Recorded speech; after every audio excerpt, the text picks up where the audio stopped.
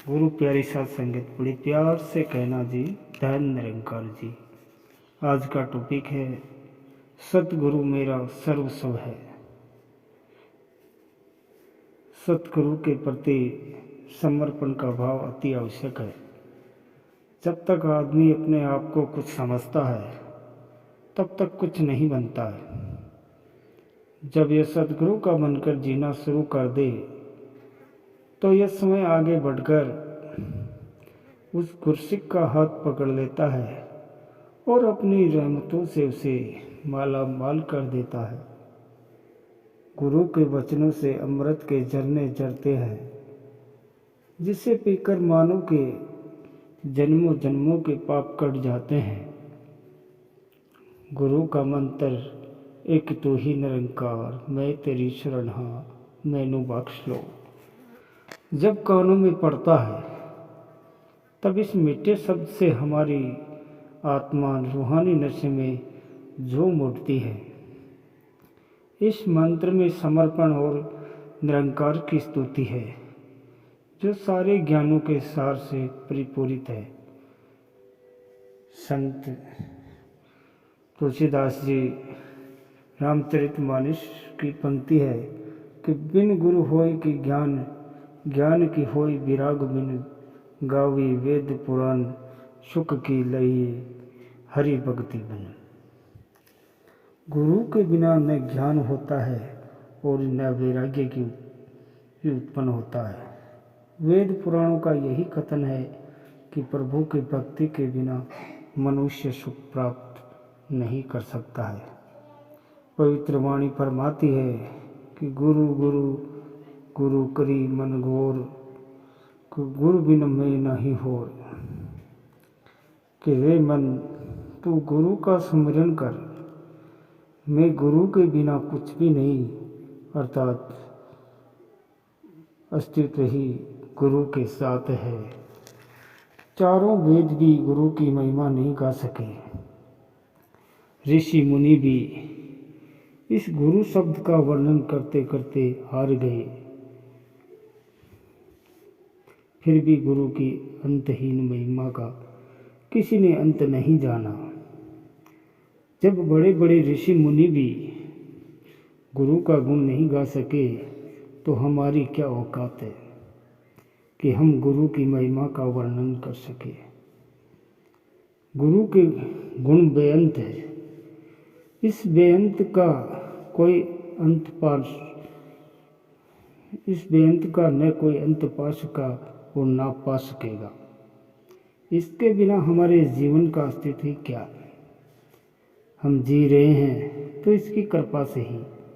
मीराबाई का कथन है कि गुरु बिना तनिक न काज सरे, कि गुरु के बिना हमारा कोई भी काम नहीं हो सकता।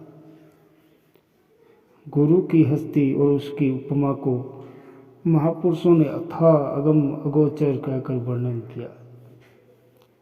इस्लाम में इसे ला बयान कहा है, अर्थात ये वर्णन से परे है। गुरु की महिमा अपरंपार है। कबीर साहब ने इस महिमा को इस प्रकार लिखा है कि सब धरती कागज करूँ, लेकिन सब बंदराई सात समुद्र की मसी करूँ, गुरु गुण लिखा न जाए। कि गुरु के यश का वर्णन करना आसान नहीं है। यदि सारी धरती का कागज बनाया जाए, सभी वनस्पतियों की कलम बनाई जाए, सारे समुद्र की स्याही बनाकर गुरु का यश लिखने का प्रयास किया जाए, तब भी यह असंभव ही है। किसी आदमी ने किसी गुरु भक्त से प्रश्न किया कि गुरु के अंदर कौन सी ऐसी शक्ति एवं आकर्षण है जिस कारण तुम अपने सद्गुरु की इतनी प्रशंसा करते हो, इतना प्यार व पैसा लुटाते हो। शिष्य ने उत्तर दिया कि मैं गुरु की महिमा तो नहीं जानता कि गुरु की महिमा क्या है, लेकिन मैंने एक बात अवश्य अनुभव की है कि मैं अपने सद्गुरु से प्यार नहीं करता, बल्कि सद्गुरु ही मुझसे पार प्रेम रखते हैं। मैं तो ये भी नहीं जानता कि प्यार होता क्या है। मैंने माँ की गोद में रहकर भी ये प्यार नहीं पाया और नहीं पिता की छत्र छाया में ही ये प्यार मिला। भाई बहनों, मित्रों, रिश्तेदारों से भी ऐसा प्यार नहीं मिला।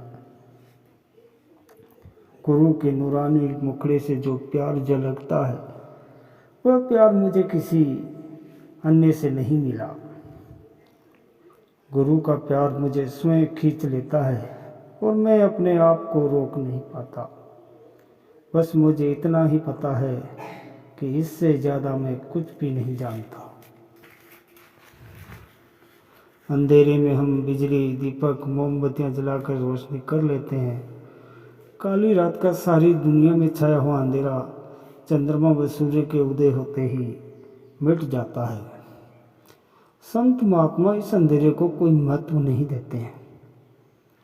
वास्तव में मनुष्य की आत्मा को जिस अंधकार ने जकड़ रखा है, जिसके कारण मनुष्य 84 में फंस जाता है, वह अंधेरा कुछ और है। इसे संत महात्मा अज्ञान कहते हैं। इस अंधेरे को दूर करने के लिए सैकड़ों चंद्रमा, हजारों सूर्य भी उग जाए तो भी ये अंधेरा दूर नहीं होता है कि जे 100 चंदा उगिए सूरज चढ़िए हजार, कि एते चांदन हो दिया गुरु बिन घोर अंधार।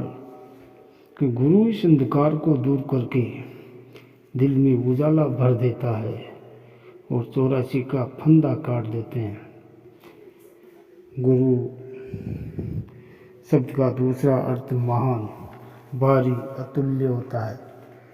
अतुल्य का अर्थ है जिसकी तुलना किसी से की नहीं जा सकती। ये मालिक अतुलनीय है।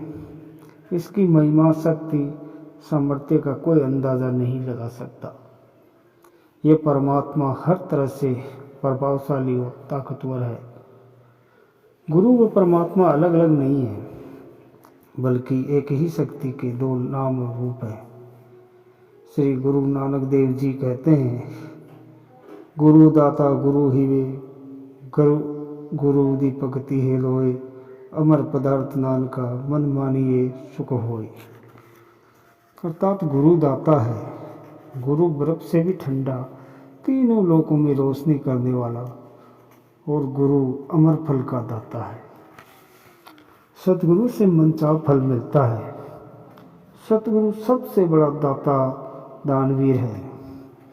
कोई धन दौलत में दान देता है, कोई घर, मकान, जमीन दान में देता है, तो कोई सोना, चांदी, हीरे, जवाहरात दान में देता है।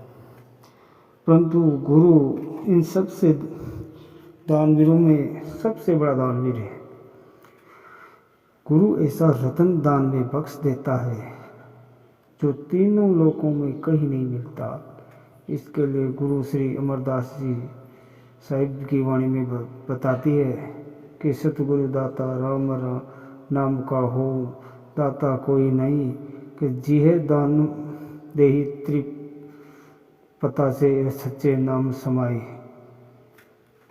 अर्थात गुरु नाम की सौगात देकर जन्म मरण के चक्कर से सदा सदा के लिए आज़ाद कर देता है। सतगुरु गुरसिक को नाम के रंग में रंग देता है।